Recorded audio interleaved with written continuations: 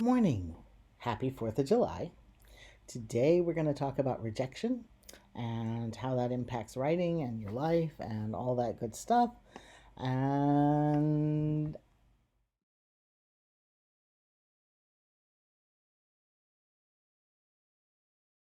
okay, we're back. Sometimes the computer rejects you too. It's not personal. Sometimes things just go wrong. And in the video that I made, that my computer was like processing, processing, still processing, and I'm all like, "Are we there yet?" And the computer's like, "No." In fact, the computer never got there. That whole video was lost. It was very sad. But these are the things that happen in life, and you just have to try again. So, in the word cloud, that was, hopefully going to be my intro today. One of the things in there is the phrase "I don't love you." And those words came to me from a girl that I was madly in love with. Loving her changed my life. Oh my god. And just while we're being out here, seeing how it's Independence Day and 4th of July, I'm actually Pan and Polly. So, yeah, but that girl was amazing. And she didn't love me. And, right after she told me that she didn't love me, she also said that you can't be liked by everybody. And if you are, you're just milk toast. You're too bland if you're liked by everybody. And while, I mean, that's why I loved her. She was amazing. But she's right. You can't be loved by everybody. And if you are, you're not doing it right. You've got to have some edges. You got to have some boundaries. And the people who actually like you, those are the people to keep. Those are the people to invest your time and energy in. The people who are like, meh, yeah, well, give them back. Meh. So, how that impacts writing. All right. So, when I first started writing, and God, that was a long time ago. We're talking, I sold my first story in like 87, 88, a long time ago.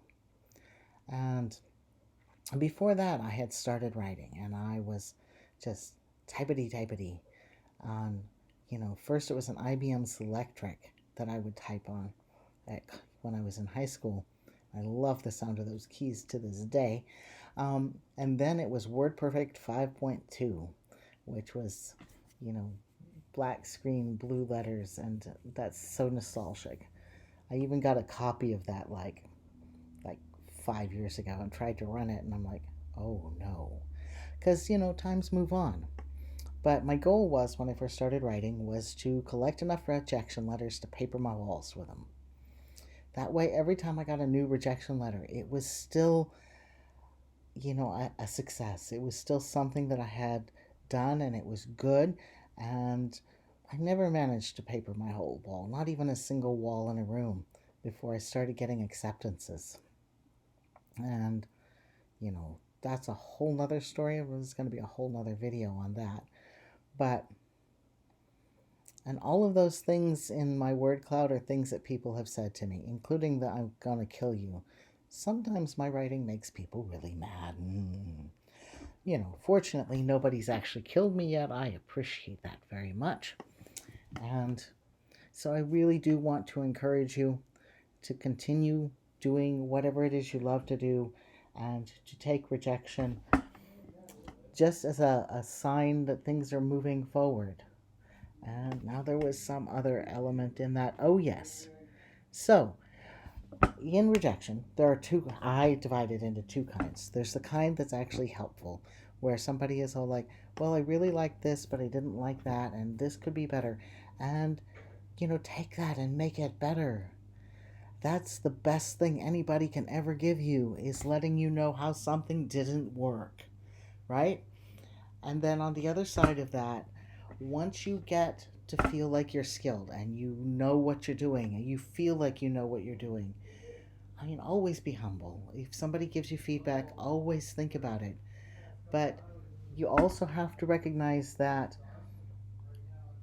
not every bit of feedback is something that you're going to want to take. Sometimes who you are and what you're saying is who you are and what you're saying. And if they don't like it, then you just find somebody else who does. Or you be happy with yourself as you are. But keep in mind, two kinds of feedback. There's the helpful kind that you learn from, and then there's the non helpful kind that you also learn from, but you don't act on. You just learn a different lesson from that. And I also said I was going to talk about the 4th of July, and there is a whole lot going on in the world right now. And, uh, while we can easily tell that I am not actually a person of color, being a trans person, I have experienced an awful lot of discrimination and violence directed at me. The cops don't always like me either. I totally get that. And, if we go back to the history of what being trans was, Stonewall for the win, aha! But, and even in Stonewall, that whole helpful advice, not helpful advice, the cops were very much trying to give people at Stonewall some serious advice on how they should live their lives. And the answer to that was throw a brick back, baby. And to all of the people currently experiencing discrimination and violence and systemic violence, well, I'm hoping you don't throw any bricks at. I hope nobody gets hurt by any thrown bricks. We are going to stand up. We are going to make a new Stonewall. We are not going to let this happen. We're not going to keep going the way we are. We can and we are going to make a better society. We're going to work together and we're going to make this happen. And just keep being optimistic. Keep working at it. You are wonderful and lovable, and I hope you have a great day. Happy 4th of July. Make that into something that matters to you. And onward